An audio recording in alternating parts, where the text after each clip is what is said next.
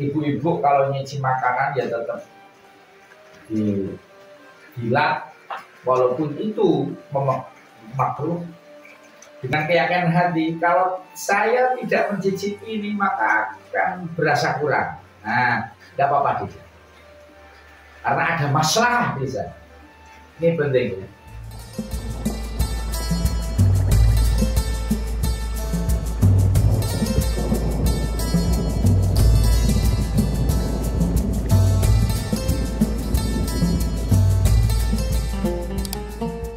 Assalamualaikum warahmatullahi wabarakatuh.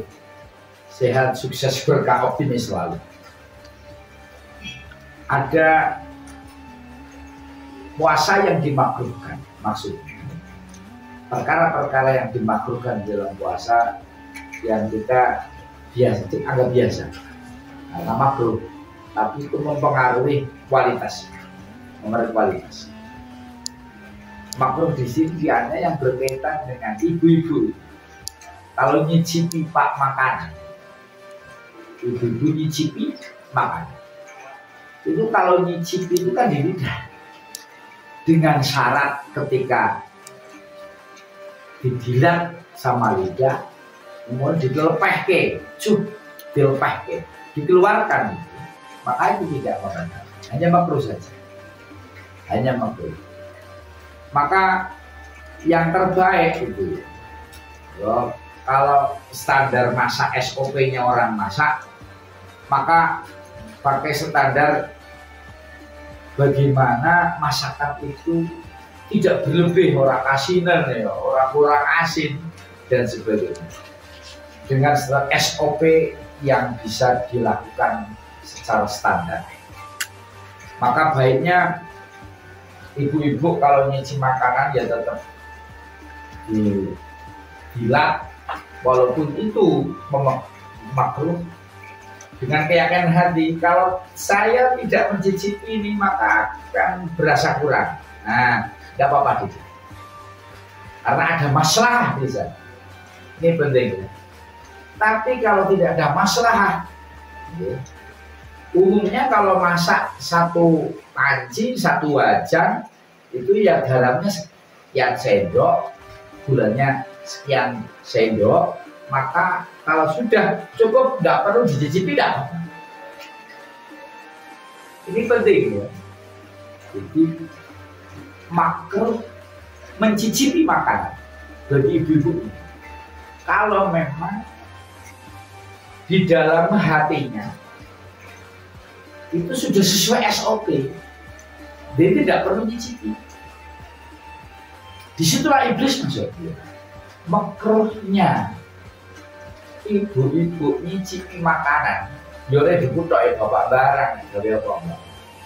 Kalau itu kok sudah yakin, artinya yakin zon 50% ke atas masakan ini dasin, tidak kurang, tidak kemanisan, pas rasanya, maka tidak perlu ingin mencicipi.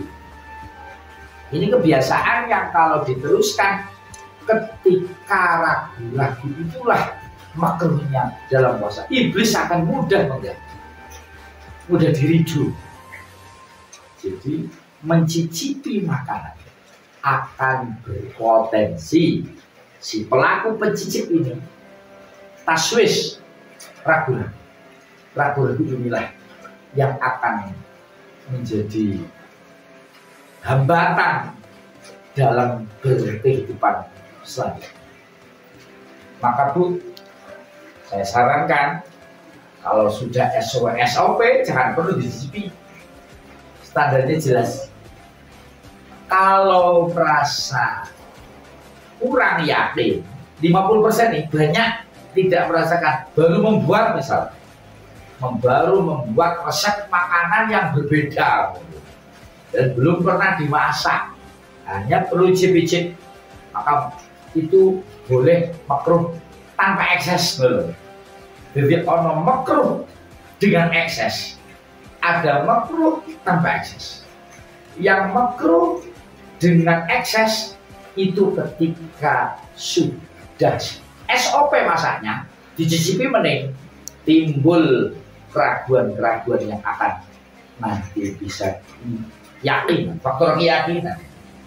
Nanti dalam berkehidupan apapun akan berpotensi mudah ragu-ragu, mudah terganggu dan sebagainya. Tapi kalau makruh yang tanpa ekses itu kalau memang mencicipinya itu karena faktor hal baru yang mungkin belum tahu, SOP-nya baru kali itu merumuskan makanannya, itu akan berdampak tidak apa, dia tetap makruh tapi tidak terekses. Ini ada sir rahasianya, makruhnya bahasanya dzauqit ta'am, mencicipi makanan. Bahasa kitabnya bihajatin au duna hajatin, dengan butuh harus dicicipi atau tidak butuh dengan cicipi. Hal yang remeh benar ya, dicicipi tidak, ya rasanya manis ya, itu akan berdampak kepada kehidupan kita, akan bisa mempengaruhi konsep-konsep dalam berkehidupan. Maka puasa mengajarkan mental yang kuat. Karena apa? Karena disitulah Allah melatih, ngecas tentang keyakinan yang dilatih dari puasa tersebut. Kalau Pak, pengharum.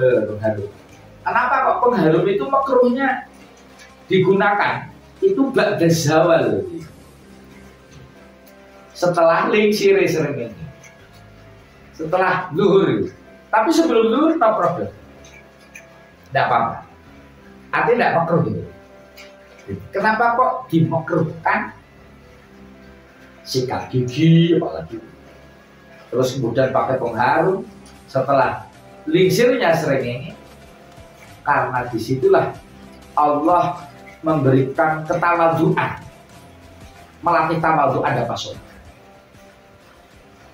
mulia, terhormat, bukan dari casing, bukan dari rasa secara fisik, penghormatan, kemuliaan itu ada juga. Buk pilih baunya mulutnya orang berpuasa itu kalau sudah sampai masa-masa waktu zuhur itu biasanya tinggi, maka itu kita malah dimakruhkan untuk pakai pengharum pun. Itu juga kita melatih untuk tawadhu. Apa ini kersane Gusti Allah setelah kita ikhtiar. Baiknya kalau memang orang yang berpuasa punya hal-hal bau di tubuhnya, maka lebih baik sebelum zuhur atau bahkan sebelum subuh itu sudah mandi sabunan. Sabunan itu kan mengandung parfum itu punya, maka baiknya itu diniatkan untuk menghilangkan sesuatu yang timbul dari badan kita, reksona misalnya, tidak masalah. Apalagi ini berkaitan dengan orang yang bepergian, ketemu orang, berkumpul sama orang. Ketika kita bau, maka itu akan memunculkan satu idak, nyakiti wong liya. Maka Nabi senang pengharum itu karena Kanjeng Nabi ingin suasana yang lebih baik, berkomunikasi, berkumpul dan sebagainya. Sukses, sehat, beroptimis selalu. Assalamualaikum warahmatullahi wabarakatuh.